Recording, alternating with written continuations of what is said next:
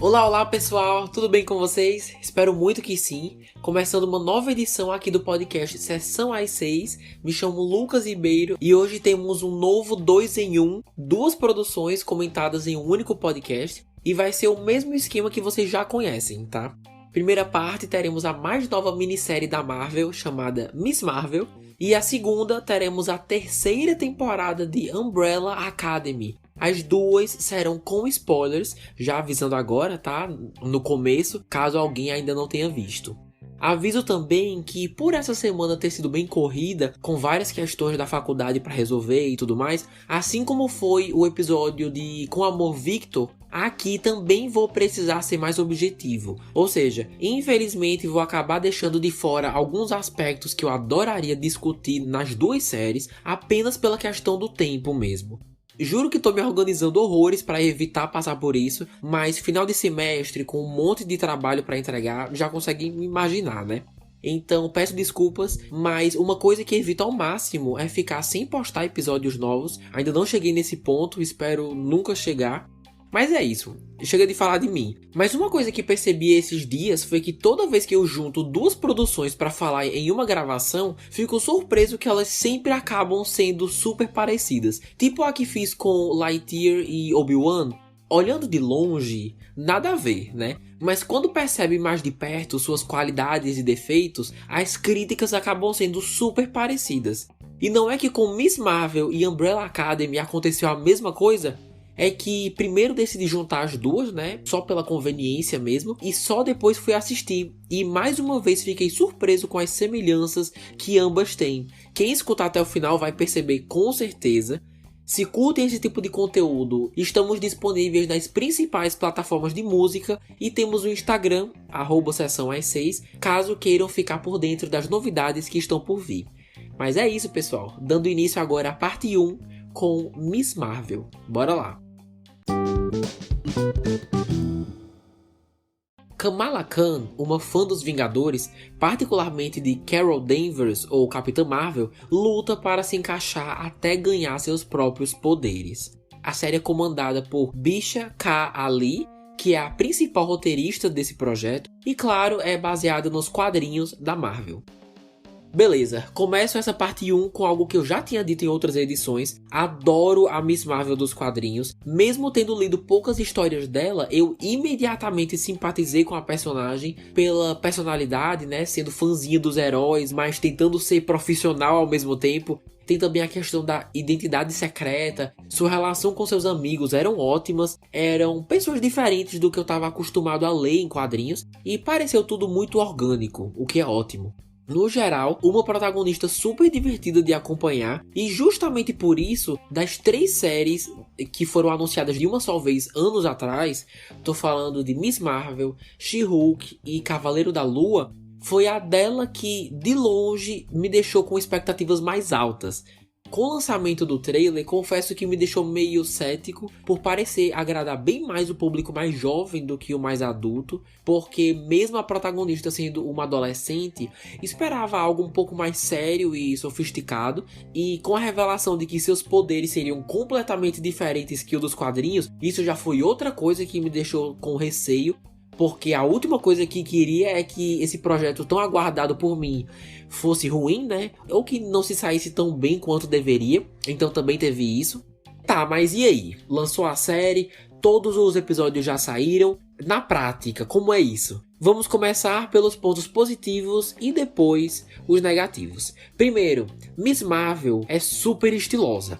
A série, no caso, né? Uma pena que isso vai se perdendo aos poucos na medida que a história avança, mas é riquíssima em personalidade. Isso tá no roteiro até certo ponto, mas tô falando mais de personalidade visual mesmo. O design dos créditos, mostrando Nova Jersey com umas artes lindas dos quadrinhos da Miss Marvel. Quando a logo aparecia no começo também com várias fontes diferentes, com diversas cores, estampas, várias delas tenho certeza que são relacionadas com a cultura do Paquistão. Teve até um episódio que o título estava em urdu, né? Se não me engano. Então tem uma identidade visual bem marcante, em especial nos primeiros episódios, porque como falei, infelizmente acaba sendo uma característica inconstantes, digamos assim. Segundo, justamente o que eu achei que não ia curtir muito, acabou me conquistando desde o episódio 1. O jeito como a vida adolescente da Kamala é executada, com uma edição bem dinâmica, um movimento de câmera diferente e sem precisar abusar dessa narrativa, é muito legal de acompanhar, porque ajuda a trazer uma leveza e uma descontração no ponto certo, que torna a experiência, no caso, acompanhar um novo episódio toda semana, muito mais divertido. Os efeitos especiais também ajudam super a vender isso, tipo quando duas pessoas conversavam por mensagens e o jeito como elas apareciam na tela, curti sim, e a sequência inicial, né? Que jeito simplesmente sensacional de começar essa minissérie. Uma narração da Kamala do que rolou em Vingadores Ultimato, com uma animação super fofa, parecendo que ela mesma desenhou os cenários, mostrando seu amor pela Capitã Marvel principalmente, né? E só depois perceber que isso tudo, na verdade, é um trecho de um vídeo do seu canal no YouTube, muito bom, mano. Um jeito super eficiente de mostrar um pouco a personalidade da protagonista. Mas assim, tiveram duas coisas em especial dessa abertura que pra mim foram brilhantes. Ela dizendo no final, olha, fiquem atentos ao próximo vídeo, onde eu digo porque eu acho que o Thor é na verdade um gamer. Nossa, eu ri alto com essa referência. Quem lembra do Thor em Vingadores Ultimato jogando Fortnite na nova Asgard, virou até meme isso inclusive, zoando o usuário Noobmaster não sei o que. Foi um jeito super simples, mas inteligente de mostrar como ela tá ligada com o que tá acontecendo à sua volta, mesmo que seja uma coisa pequena, né? Então assim, isso me surpreendeu, não esperava. Foi uma referência muito bem utilizada, de maneiras diferentes. E a outra coisa foi que o Scott Lang, meu querido Homem-Formiga, tem um podcast. O que? Gente, eu preciso desse podcast pra ontem, vocês não estão entendendo. Eu adoro de paixão o Scott. Pra mim é um dos melhores personagens da Marvel hoje. E desde que falaram isso, fico pensando as besteiras e aleatoriedades que esse homem deve falar em um podcast.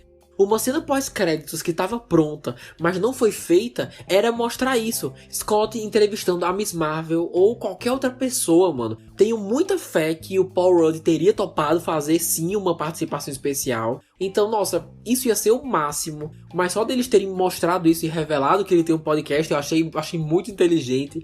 Mas resumindo, essas duas partes, mesmo sendo bem curtas, fizeram uma diferença e mostraram que os diretores, no caso chamados Adil El Arbi e Bilal Fallah, estão ligados nesses easter eggs que os fãs curtem. A ideia de uma Comic Con só dos Vingadores também, fantástica, eu super iria, inclusive, tipo de coisa que o fã da Marvel já fica com os olhos brilhando, por ela ser fã também, então quem curte essa franquia e vai ver a série, já começa a ver com coisas em comum com ela, né?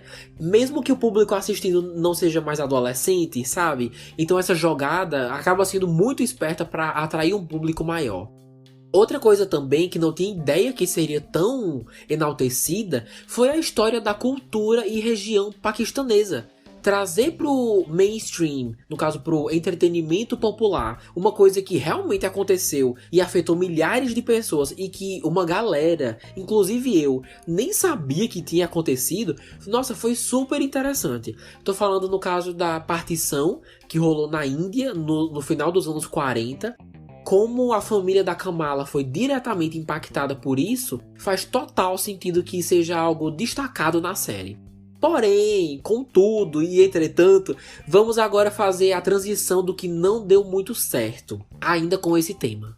Galera, a gente passou tempo demais falando disso. Apesar de ter gostado sim do que eles tinham a oferecer com a história da bisavó, que se perdeu da filha e blá blá blá, isso toma tanto tempo que chega um ponto que eu fiquei sem acreditar que a gente ainda estava falando disso. Sabe por quê? Vou dizer exatamente por quê. E ainda trazer outra questão negativa. Sabem qual é o maior problema dessa minissérie? 3 palavras: falta de tempo. Eu acredito de verdade que esse flashback que eles investiram tanto tempo para contar a história é interessante sim. Se estivéssemos vendo uma série com 15 episódios no mínimo, nós temos 6 para entender tudo. 6. Gente, 6 episódios não é nada. Nada. Ao meu ver, é um ótimo episódio, mas na série errada. Só isso. Como faltando 2 episódios para tudo se resolver, eles param toda a narrativa da protagonista para mostrar um flashback super longo da bisavó e sua história de origem, nos dando quase 0 respostas para todas as questões que ainda estão soltas, acaba não importando tanto o quão interessante é o roteiro desse flashback, as mensagens que traz sobre refugiados e imigração, porque só o que os fãs vão lembrar, em sua maioria, é de como ele serviu para tirar o tempo de tela valiosíssimo da protagonista, que a gente acabou de conhecer e ainda tá longe de ser bem explorada. Tá dando para entender? Então, no fim das contas, acaba nem sendo justo com a gente, o público, nem com a história importante que esse episódio 5 tá tentando contar. Pegando esse gancho, um outro problema desastroso que Miss Marvel tem é o roteiro, que apesar de contribuir bastante de forma inteligente com todos os pontos positivos que eu falei antes, simplesmente não foi feito para se enquadrar no formato que eles escolheram. 6 episódios não é tempo suficiente para explorar a quantidade absurda e surreal de informações que os roteiristas tentam colocar. E como resultado, tem muita ponta solta. Tem informação que contradiz com mais informação, tem falas jogadas que não são exploradas e ficam por isso mesmo. E o pior é que nem precisa pensar muito para encontrar exemplos. Tipo, pra que se dá o trabalho de falar que a bisavó da Kamala veio de uma dimensão alternativa, onde sua linhagem tem poderes, se nos últimos minutos do final da série você tem a cara de pau de dizer que na verdade ela era uma mutante? Qual foi o sentido de passar tanto tempo explicando isso, se o segredo de tudo tá na sua mutação? E explicando bem mal, inclusive, tá? Todas as vezes que a gente finalmente aprender alguma coisa sobre isso, sobre o bracelete, sobre seus poderes, era sempre algo vago. Tipo, quais são as regras? Tudo que ela imaginar dá pra criar? Tem algum limite isso? É cansativo fazer isso? Se o bracelete funcionava antes na bisavó e agora na Kamala, isso quer dizer que se a mãe dela colocar, vai funcionar também? Já que vem da linhagem materna? Como que a vilã, que eu nem lembro o nome, morreu e conseguiu dar os poderes ao seu filho, o Cameron? Como ele tem o mesmo poder que a Kamala e não precisa usar bracelete? A organização dos 10 anéis que apareceram em outro flashback não tem nada a ver com tudo isso? Então por que se dá o trabalho de mostrar? Eu posso ficar o dia todo só falando de ponta solta aqui com vocês, porque é só o que tem. E parte disso é só a série sozinha se dificultando, sabe? Eles mesmos criaram coisas loucas, ninguém falou nada. Ninguém sugeriu que isso fosse feito. Eles sozinhos criaram coisas loucas e depois não sabem como lidar com as consequências disso. Tipo essa dimensão de onde Kamala vem. Inclusive, só abrindo um grande parênteses aqui, já disse isso no podcast de Shang-Chi e repito agora. Vamos parar de colocar dimensões alternativas quando a gente ainda tá de todo vapor com o multiverso?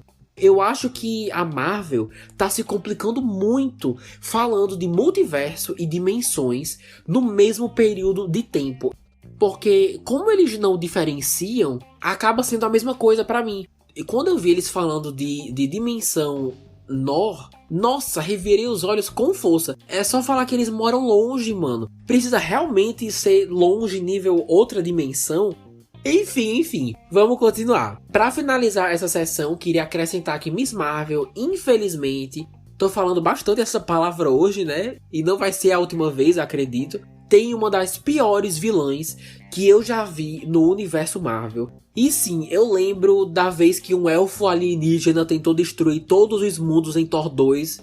Então assim, eu lembro, tá? Não esqueci. Mas aqui, o grupo Clandestine, né? São, assim, maravilhosos. São excepcionais. Motivações fraquíssimas. Não tem aprofundamento nenhum. Tomam decisões sem justificativas convincentes e fica por isso mesmo. Não são memoráveis, nem visualmente. Eu nem lembro as roupas que eles estavam usando. E as armas, nossa, eles tinham umas armas tão estranhas. Uma tinha uma lança, o outro cara tinha um cinto que virava um chicote, né? Um laço, sei lá o que era aquilo. No começo eu fiquei, criativo, né? Gostei. Sobre o cinto, no caso. Mas quanto mais eu pensava e mais observava tudo acontecendo, mais eu ficava, nossa, não, só não, tá ligado? Por não serem aprofundados, acabava virando algo tão genérico que a essa altura do campeonato, em plena fase 4, a gente tá em condições de exigir algo um pouco mais elaborado. Porque sabemos que eles sabem fazer. Já vimos ser feito, no caso Bons Vilões. Mais de uma vez, inclusive. Então, isso foi péssimo. Não dá pra passar pano quanto a isso, por mais que eu queira. Mas, certo, dando agora continuidade com os personagens. Aqui no caso, a personagem, né? Tô falando, claro, de Kamala Khan, que é interpretada por Iman Vellani. Quando anunciaram que ela faria a Kamala, fiquei sem saber muito o que esperar, porque eu acho que esse é o seu primeiro trabalho como atriz, né? Dando vida a uma personagem que eu queria tanto que desse certo. Então eu fiquei meio assim. Mas fico muito feliz em dizer que eu não tinha nada com o que me preocupar, porque Iman tem bastante carisma, que vai te conquistando em poucos episódios. E mesmo sem ter a conhecido tanto quanto gostaria, senti que conheci o suficiente de sua personalidade, de seus gostos, objetivos, pra torcer por ela nesses 6 episódios e ainda ficar intrigado pra saber como seus poderes vão ser melhor explorados e como ela vai pensar em jeitos inteligentes de usar em cenas de ação, por exemplo. Mas o interessante também é que por trás das câmeras a atriz também é super fã da Marvel, o que eu achei o máximo. Nas entrevistas que eu já vi com ela, nossa, ela sabe de tudo. E nesse quesito, assim como a personagem, também acaba sendo fácil de gostar dela, a atriz, no caso, por ser uma fã, assim como a gente, sabe? E assim como sua personagem. Pelo pouco que vi da atriz, a achei um amor de pessoa. Agora, sobre as mudanças dos quadrinhos, era outra coisa que eu já tava meio assim. Ah, mas vai mudar? Mas será que vai ficar bom isso, gente? Mas do jeito que foi executado, os poderes vindo de dentro dela, mas que são ativados pelo bracelete da família, dando a habilidade de criar essa energia roxa na forma que quiser, inclusive nas formas que a personagem usa nos quadrinhos, com o mesmo formato. Ah, isso foi muito bem feito. Como quase toda vez que ela usa acabava sendo uma referência à elasticidade da personagem nas HQs, usando energia roxa para criar braços grandes que se esticam, ou ela mesma ficando grande como no último episódio. Se a gente, com todas as mudanças, ainda pode ter tudo isso, ser super fiel ao material original, então é isso que importa. Nesse sentido, achei muito bem adaptado. Agora, sobre seu uniforme. Mesmo já tendo vazado imagens há muito tempo e estando em todos os pôsteres, vê-la usando por um episódio inteiro que seja, é muito legal. Primeiro porque ela fica lindíssima, né? Aquele uniforme com aquele tecido em volta do pescoço, além de ser lindo, fica claro a identidade paquistanesa ali no meio, sabe? Que a cultura dela tá por toda parte ali no traje, além de também ser super fiel aos quadrinhos. Então, nota 10. E vamos esperar, né, por novidades, é o que nos resta. Beleza. Agora sobre as cenas pós-créditos, temos duas. Uma no final do episódio 1, com aquele pessoal lá do departamento de danos, vendo um vídeo da Kamala usando os poderes na Avenger Con. Nada pra comentar quanto a isso, porque já vimos as consequências dessa cena nos episódios seguintes. E a outra é realmente lá no episódio 6, lá no final, quando do nada seu bracelete a transforma na Carol Danvers, chegando até a quebrar uma porta no processo, e é basicamente isso. A grande questão que tá dividindo todo mundo, e até o momento que esse podcast está sendo gravado ainda não foi esclarecido de fato, é que por ser uma cena tão curta e intencionalmente misteriosa para servir como gancho para sua próxima aparição, a gente acaba não sabendo se o que rolou ali foi uma mudança de forma, no caso, Kamala simplesmente tomou a forma física da Carol, ou se realmente aquela ali é de fato a nossa Capitã Marvel. Confesso que as duas teorias são super válidas, realmente pode ser qualquer uma, ou até uma terceira que a gente ainda nem tenha percebido. A primeira conclusão que tirei quando assisti essa cena foi que aquela lá ainda era a Kamala, mas com outra aparência. Mas conheço gente que tem certeza que é a Capitã Marvel mesmo, e as duas trocam de localização do nada. Uma coisa chata é que, por mais que tenha esse efeito de te deixar confuso e querendo teorizar propositalmente, essa cena só me relembrou que a gente não sabe nada sobre seus poderes. Na verdade, uma das únicas coisas que a gente sabia era que ela podia criar energia roxa do tamanho e forma que quisesse. Aí na cena pós-créditos do episódio final, você me vem com essa coisa de mudança de forma, ou então teleporte. Sei que a ideia é justamente ir explorando essa personagem ao longo dos anos, ao longo dos diversos filmes e séries que ainda estão em processo, porque ela acabou de ser introduzida, né? Mas acaba sendo mais um caso de contradição da própria série, simplesmente por não ter estabelecido regras claras do que pode fazer e das suas capacidades, sabe? Surpresas são bem-vindas sim. Quem não gosta de um gancho para te deixar animado pro que tá por vir, né? A questão é que nesse caso acabou sendo às custas de uma mitologia super inconsistente que não foi bem estabelecida, e essa pós-créditos só nos lembrou disso ainda mais, entende? Mas apesar de tudo, cumpriu seu papel de me deixar super curioso, né, pro que ainda vem por aí.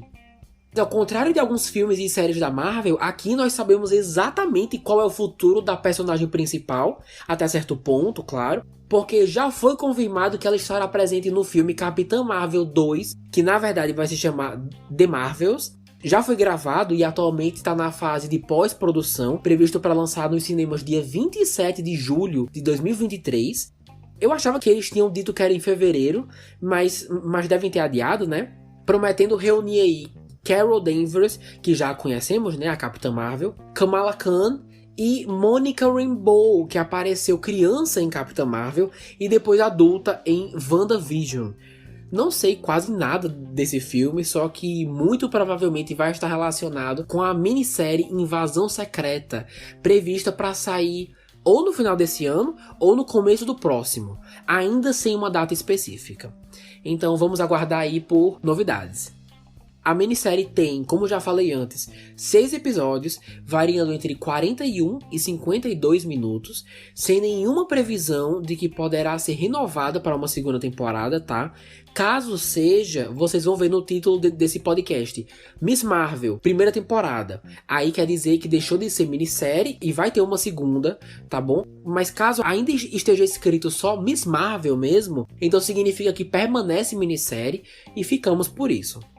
Olha, no geral, Miss Marvel foi uma mistura de Turning Red, ou Red, Crescer é uma Fera, no caso a animação da Pixar que lançou esse ano, com a série da Netflix Eu Nunca. Vocês conhecem? Mano, é super Eu Nunca essa série. As semelhanças são surreais. Se você não viu Miss Marvel, mas viu e gostou de alguma dessas duas produções que eu mencionei agora, dá uma chance, sem compromisso nenhum, claro, pra assistir no final de semana como quem não quer nada, porque pode te surpreender com visuais lindíssimos, personagens fofos e carismáticos, principalmente a protagonista, uma história de origem super rica, com uma cultura com pouquíssima visibilidade no entretenimento, celebrando os hábitos e tradições paquistaneses de forma muito linda e importante. Mas, infelizmente, me dói dizer isso, é às custas de um roteiro que a cada episódio que passa não sabe o que fazer da vida, com um final que nos deixa com muito mais perguntas do que respostas, e não aprofunda a mitologia dessa heroína maravilhosa que estamos oficialmente conhecendo pela primeira vez aqui e agora. Tô falando dos seus poderes, o bracelete, sua dimensão de origem e até mesmo sua árvore genealógica. Mas se você estiver disposto a deixar tudo isso de lado e só focar em se divertir, Miss Marvel pode ser a série que você está procurando. Como fã, no geral, e apesar de tudo, gostei, me diverti. Foi divertido assistir Miss Marvel toda quarta de manhã, virou uma rotina minha. Na verdade, todas as séries da Marvel eu costumo ver nesse horário, mas enfim, essa não foi diferente. Mas não foi tão boa quanto poderia ser e deveria ser. Tinha muito potencial, a gente viu esse potencial nos primeiros episódios, até no episódio final mesmo, mas acabou desagradando por não saber administrar o tempo que tem e conciliar, no caso, o tempo com a narrativa, com o que eles têm em mente para esses 6 episódios. E quem mais se prejudica no meio disso era o que mais devia ser respeitado. No caso, o roteiro, a história, né? Mas Iman Vellani interpretou Kamala de um jeito tão interessante que me fez querer ver o que eles têm em mente para The Marvels. Então, assim, precisamos de um teaser, qualquer coisa, porque, né? Eu sou curioso, não aguento. Então, no geral, é isso que eu tinha pra dizer sobre a minissérie. Se você ouvinte concorda ou não podia discordar mais, já sabem onde me encontrar, né? @sessãoas6 no Insta, porque a opinião de vocês é uma parte super importante desse projeto. Apareçam por lá que serão super bem-vindos. Mas agora vamos dar início à parte 2 dessa edição, discutindo a terceira temporada de Umbrella Academy, também com spoilers, tá? Espero que tenham visto, ou se não se importarem também, fazer o quê, né? Bora com a sinopse então. Após salvar o mundo do apocalipse, o nosso grupo de heróis viaja no tempo e acaba voltando ao presente. Contudo, as coisas estão diferentes com Sir Reginald Hargreaves vivo e pior, com um novo grupo, The Sparrow Academy. Criada por Steve Blackman e baseada nos quadrinhos de mesmo nome dos responsáveis Gerard Way e Gabriel Bá. Pra quem não sabe, já discutimos sobre a segunda temporada há um tempo atrás, vou deixar o link na descrição aos que tiverem interesse. E como eu falei lá no começo do episódio, minhas impressões de Miss Marvel são quase as mesmas aqui, e levando em consideração que achei Miss Marvel bem problemática, encontrar semelhanças aqui não é uma coisa muito boa. Então vamos seguir com o mesmo esquema da parte 1, começando pelo que funcionou.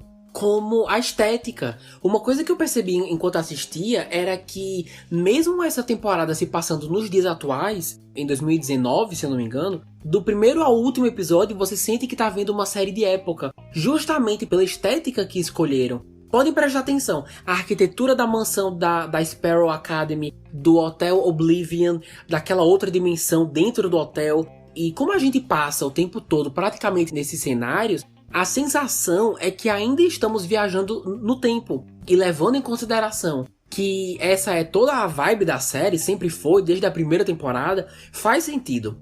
Não sei se foi a melhor escolha, mas como eu falei, faz sentido. Tem tudo a ver com a série, essa sensação de estarmos numa mansão que poderia ser há séculos atrás. O design do hotel também, com as cores branco, preto, metálico, um dourado. Tinha uma estética muito bonita de se ver, principalmente quando entrávamos em quartos. As roupas também foram escolhas criativas, interessantes e que no contexto da série são agradáveis de se ver. Tem os efeitos especiais também que são usados e abusados, mas em sua maioria são bem feitos mesmo. O padrão de qualidade continua, a maquiagem ajuda bastante. Tudo isso seja nos poderes, que agora são redobrados, né? Agora que temos mais personagens. Nos cortes e machucados durante as cenas de luta. De toda aquela questão do fim do mundo mesmo. Então teve isso. Olha, eu confesso pra vocês que eu tô com um pouco de dificuldade de achar muitos pontos positivos. Porque essa temporada me frustrou muito. Então vamos logo pro que não deu certo, né? E que poderia ter sido melhor. Começando pelo roteiro inteiro. Aê! Brincadeira. Inteiro não, mas boa parte. Na verdade, meu único problema é o roteiro mesmo. Porque apesar da temporada começar super bem, de forma promissora, com aquelas cenas de luta rolando ao mesmo tempo na mansão Sparrow e tudo mais, foi só ladeira abaixo, daí em diante. Sem brincadeira, a cada episódio que eu avançava, eu sentia que tava ficando pior. Na verdade, porque eu tive que ver o quanto antes para cobrir aqui, acabei maratonando todos os 10 episódios de uma vez. E assim, foi brutal. Talvez o problema tenha sido que eu vi tudo de uma vez, não sei. Quem sabe se eu tivesse fracionado e separado entre um dia e outro, fizesse alguma diferença. Mas do episódio 4 ou 5 em diante, eu senti de verdade que estava fazendo um dever de casa. Sabe quando você é obrigado a fazer uma coisa que não quer, mas tem que fazer mesmo assim? Fui eu assistindo mais da metade dessa série. Além de ter muito mais diálogo do que cenas de ação, e você sente, aos poucos vai ficando cada vez menos divertido. Ao meu ver, o principal motivo são os personagens. Quase todo mundo da Sparrow Academy, ou a Alyson também, tem tantos personagens que parecem que só sabem gritar e brigar uns com os outros, mas toda hora, de formas tão desagradáveis e ofensivas que acaba não sendo prazeroso de assistir. Na verdade, diria que essa temporada, apesar de não ser sempre assim, é super bad vibes. O fator diversão, que até então sempre esteve presente na série, aparece só ocasionalmente. Uma vez aqui e ali, e é isso. Chegando a um ponto que ficava cansativo de acompanhar. Outra questão, e essa pra mim é a pior de todas, o showrunner passa tanto tempo, dinheiro e gastando a energia dos atores investindo em uma história louca de sci-fi, mas foca tanto, que eu terminei sem saber mais o que estava assistindo. Claramente a produção criativa curte um surrealismo viajado, e tá tudo bem, mas é feito de uma forma tão intensa que acabam tentando muita coisa ao mesmo tempo, toda hora, e como consequência, 80% das coisas mostradas não fazem sentido nenhum. Com o público pensando que vão ser explicadas em um episódio que nunca chega.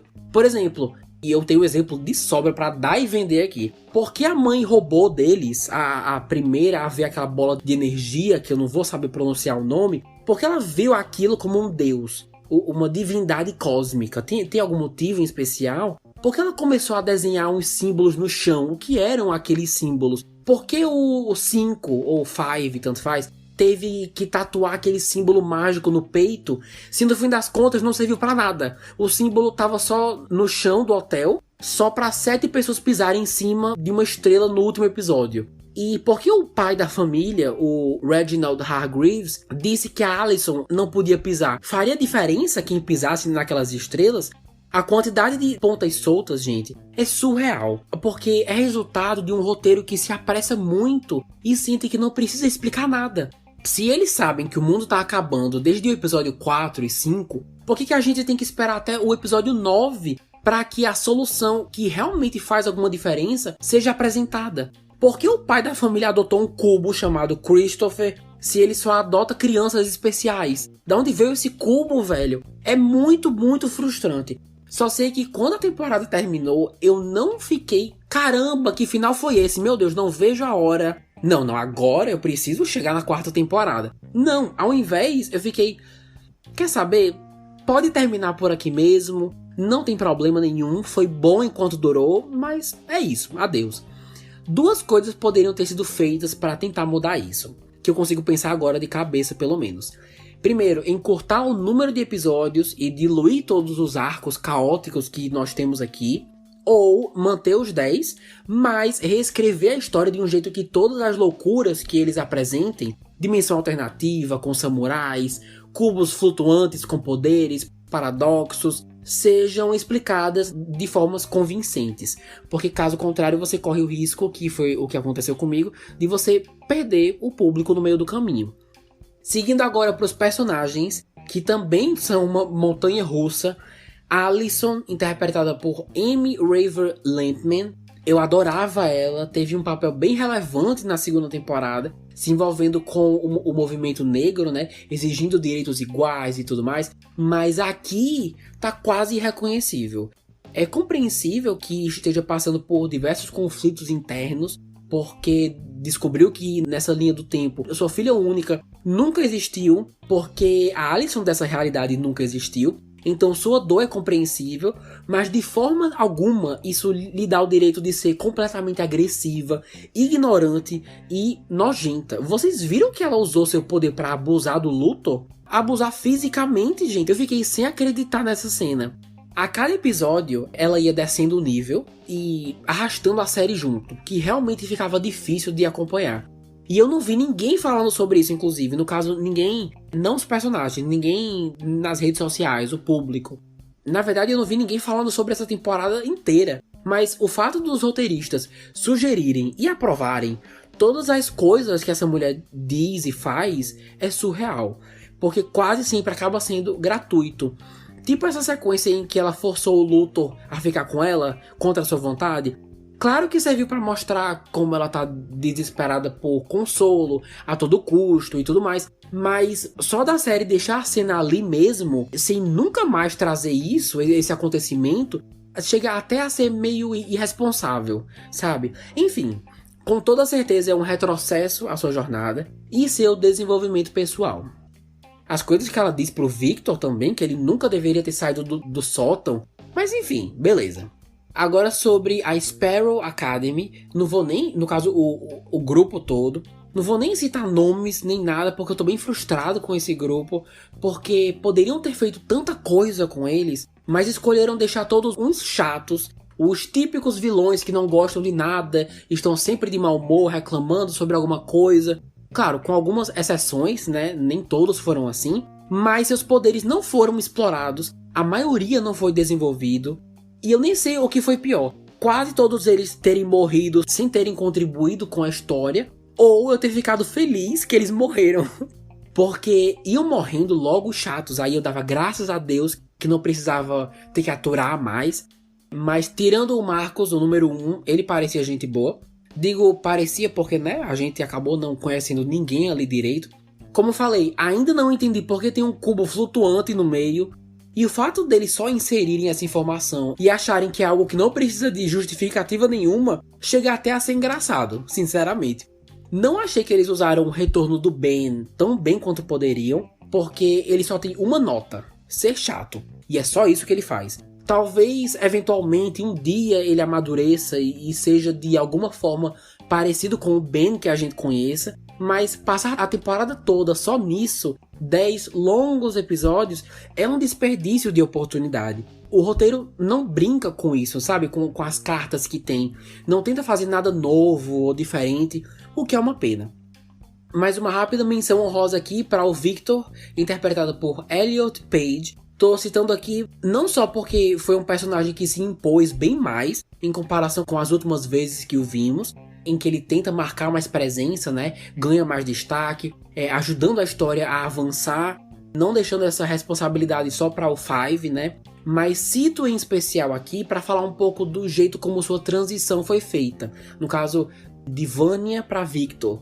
No geral, foi feito da melhor forma que poderia, com maturidade, responsabilidade e principalmente ele recebendo o apoio da família, que apesar de serem todos desunidos e não terem foco nenhum para fazer nada juntos, foi super importante e a gente percebe como todos estão na mesma página em relação a isso, né? Em relação a apoio e aceitação. A única coisa que eu pessoalmente gostaria de ter visto era uma construção dele percebendo aos poucos que se identifica com o gênero masculino, sabe? Por exemplo, no episódio 1, uma cena sobre isso, mesmo que seja rápida ou sutil. Aí, no episódio 2, mais uma. No episódio 3, tá entendendo? Até se sentir confiante pra fazer a transição e mudar o nome e tudo mais. Mas mesmo com 10 episódios, ele decide cortar o cabelo e depois anuncia pra família que mudou de nome. Assim, achei lindo, mas poderia ter sido uma construção mais elaborada. Não ao ponto de tomar todo o tempo da série, todos os episódios, não. Mas só um pouco mais construído, sabe? Mas enfim, do jeito que tá, também tá ótimo. Bom, ao todo, dessa vez tivemos 10 episódios, como falei, variando entre 40 e 52 minutos. Até o momento não foi renovada, mas levando em consideração que foi bastante assistida de acordo com os sites que registram esse tipo de atividade nos serviços de streaming, mesmo sem ninguém comentando, as pessoas realmente estão assistindo a todo vapor. É um ótimo sinal para os fãs que aguardam novidades dessa série. Não tô sabendo de nada, mas se realmente está gerando muito movimento na plataforma, se for suficiente, poderá sim ter mais capítulos no futuro. No geral, a terceira temporada de Umbrella Academy é notavelmente inferior à anterior, que foi excelente. E isso por ter a coragem de ser criativamente ousada e louca, mas não assumir a responsabilidade de lidar com as consequências do que eles mesmos propõem. Chega um ponto que você sente que eles não tiveram muito planejamento na hora de escrever a história, porque as coisas só acontecem porque acontecem, e você que lute pra lidar com isso, tá ligado? Além, claro, de termos que lidar com personagens frustrantes e repetitivos e que acabam passando dos limites em situações que você não sabe se um dia vai conseguir voltar a gostar dele ou dela como antes. Aqui no caso falando mais da Alison, né?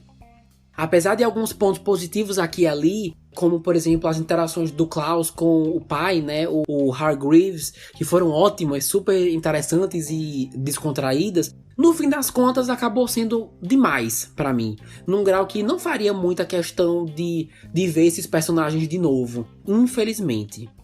Digo isso, mas sei que muita gente curtiu, tá? Se você é uma dessas pessoas, excelente. Filmes e séries podem ter vários objetivos. Um deles é te entreter. Se você assistiu, gostou, riu, ficou engajado, é exatamente isso que importa. E gostaria muito de saber por que essa temporada funcionou tanto pra vocês. Queria entender esse ponto de vista que ainda não chegou em mim. Então fiquem à vontade lá no Instagram, vocês já sabem, @sessãoas6. Que adoro saber suas impressões e feedbacks, sempre bom. E é assim que encerramos a segunda parte sobre Umbrella Academy e o episódio em si, na verdade. Se vocês esperavam uma análise super pra cima, só elogios, foi mal aí pela quebra de expectativa. Queria ter notícias melhores pra dar pra vocês e espero que quem gostou não tenha sua experiência diminuída só por causa do que foi dito. Se você gostou do que ouviu, temos muitos outros episódios já postados. Tem mais produções da Netflix, HBO Max, Disney Plus, então dá uma conferida. Manda para um amigo que curte esse tipo de conversa ou que queira trocar uma ideia sobre as séries de hoje. Obrigado aos que escutaram até aqui. Semana que vem retornamos com mais Marvel. Um grande beijo e até mais.